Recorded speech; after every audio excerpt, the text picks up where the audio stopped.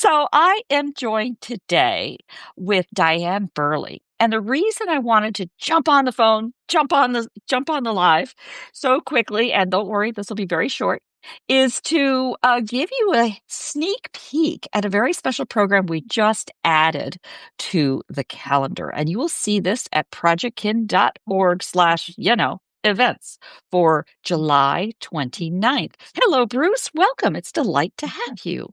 So, our special program is called The Scoop on Memories.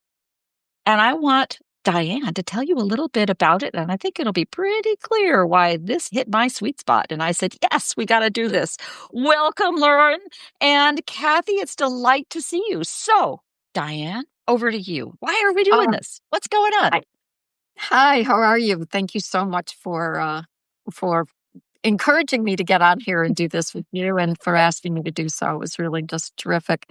Yeah, a few weeks ago, I wrote an essay called Sundays Are for Sundays.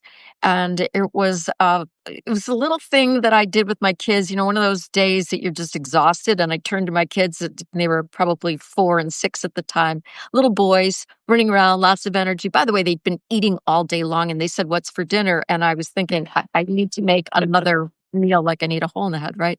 So I said, "We'll have Sundays." And they looked at me and like, "What?" I said, "Sundays, we'll have Sundays because the Sundays are for Sundays, and I'm getting more, yeah, we're going to do it." And they were like, not into it. Oh my gosh, it was amazing how they looked so grim. And so, what are you doing to us? Is this a trap? Are you trying to get us into something and then you're going to yank it away? I mean, like, who knew what they were really thinking? But I remember reading their facial expressions, and they ate very solemnly and very slowly and quietly. Yeah, something's wrong. The ice cream. Yes, with chocolate sauce and other things on it. It was being really, Anyway, I thought I was the worst mother in the world, and this was the height of laziness. Oh, by the way, when they finished eating, they looked at me and sort of like David Copperfield, like said, "May we have dinner now, Mom?" I had to make them something. Please, may I have some more? So years go by, like 20 years go by, and I'm recently trying to come up with an essay idea, and my oldest son says to me, "Why don't you do how Sundays are for Sundays?" And I'm like, "What?" And he says, "Yeah, Sundays are for Sundays. We used to do that every Sunday." And that's how we got to making ice cream on Sundays. And I was like, whoa, whoa, whoa. So how did this memory thing occur? I mean, and this is really funny from a genealogy standpoint, right? I mean, they've got this fantastic memory. I've got this horrible memory. How can that be? Well, it really comes down to there are these facts in our life, right? And a fact is, there's weather or there's no weather or it's sunny out or whatever. They ate ice cream on a Sunday, and we made ice cream on Sundays. They just put the two events together in their brains. They took a semantic memory, which was ice cream on a Sunday, and a happy memory, eating ice cream. And they turned it, which is an episodic memory, and they turned it into this wonderful, lovely memory for them.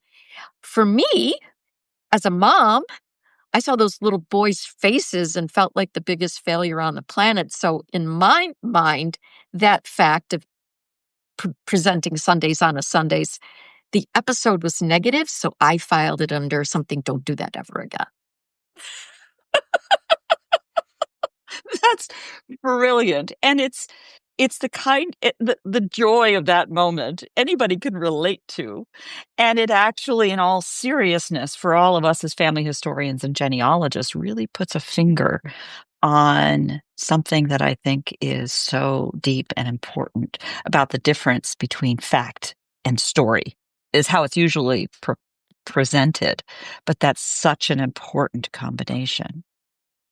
It is. And what's interesting is you're creating facts. Just seem like they should be facts, but there's often feelings associated with a given fact.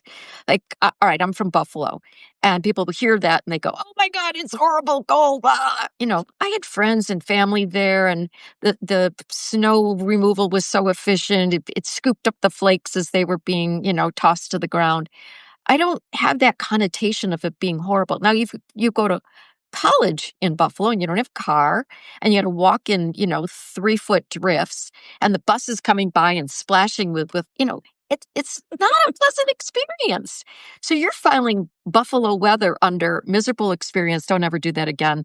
I'm looking at it like no big deal. It was happy experience. So really, you have to it's a lens, right? What the fact and what comes out of that fact is really, you think every story should be objective, but there's a subjectivity to everything.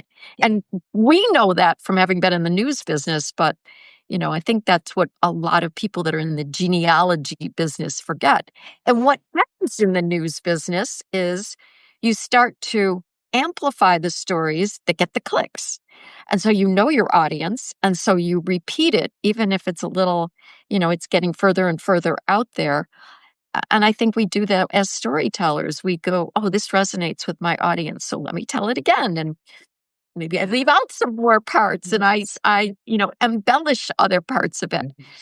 That's especially true, I think, for any kind of storytelling, the traditional campfire story, the ghost story, these kinds of story. And then when somebody else hears that story, now it's secondhand. Now they're telling it to their audience and they're embellishing and they're embellishing. And within a family, that happens as well, as you have siblings. I'm the youngest.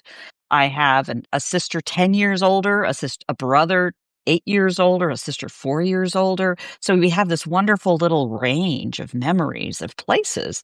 And I've I've been dwelling on this topic for a long time and not found a way to present it. I've always thought about it as what I think of as the Rashomon effect. Rashomon is a samurai movie by Kurosawa, I believe, in the 1950s. And it's classic, Wikipedia article just to prove it. And- If you but look at the citations. right, just point that out. Um, and it classically tells an event, I believe it's a murder or something like that, and as told by 5 or 6 or 7 different people. And it's, emotion. It's all of these aspects. And what I loved about your post was the way you rolled in the science as it relates to it, like a good reporter. You're pulling in the larger story, but then you've brought that into the very human, very personal side. So all of you joining in, thank you so much for tuning in on let's face it, very short notice.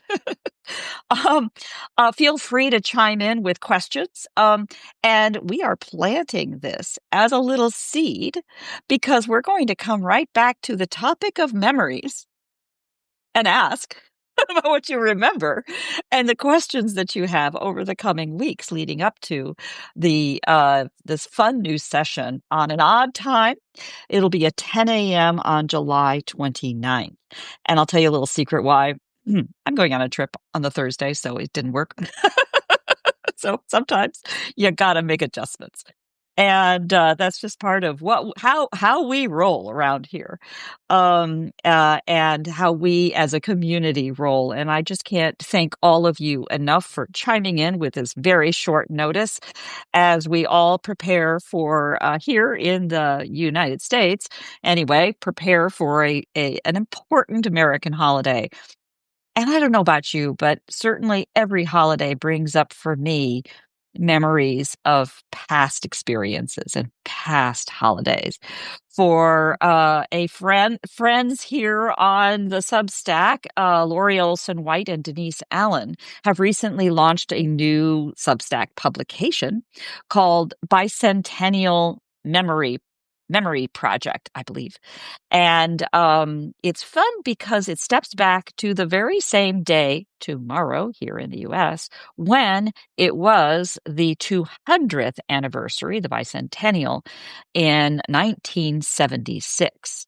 Many of us are of an age that we will remember that. And it's a little bit of what happened and why was the memory important to you. I think it's a very fun assignment because it really, in many ways, reminds us of the complexity of the time. There she is. Thank you, Lori, for joining. You just heard we were talking about you. um, And it introduces the complexity of that time. And by 1976, of course, those of us who were old enough to be paying attention to the outside world will remember Watergate, the end of the Vietnam War. Gerald Ford. I'll have to remember before or after the bicentennial. Before, I'm pretty sure. And each of these historic events. But what were we feeling? What happened? Where were you at that moment in time? I was in Hawaii, which had been a state for less than 10 years, or actually going on 20 years at that point. I mean, it was 59. We arrived in 68. So, it was a very different experience, I think, than in some place like Philadelphia, for example. And where we were, where you were in your life, what was going on in your life. Yeah, I think that'll be a very interesting topic to pick up on. And then, while you're thinking about it, join us on July 29th to get the scoop on memories. Diane, where were you or were you around in 1976? I was, and I have a fun little story. My cousin's daughter was the bicentennial baby. She was born in Buffalo, and she Mhm. was the baby that was born, and so she got all these great gifts of Pampers. And this young couple needed these diapers in the worst way. So yeah, Megan was the bicentennial baby for the area, which was pretty cool. That's Yeah. what I think of when I think of bicent. I mean, I know there were a lot of other things going on too, but Yeah. yeah, you know, for family who needed them. Yeah. Yeah. Yeah. No, it's interesting.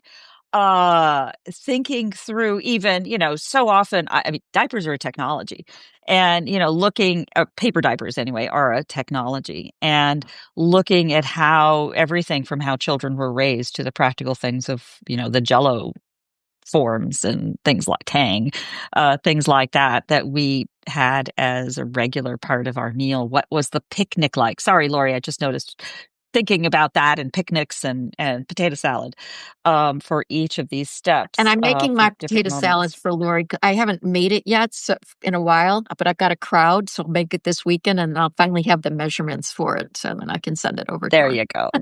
There you go. Well, speaking of making the potato salad, I promise to keep this very, very short. I am so thrilled to see all of you joining today.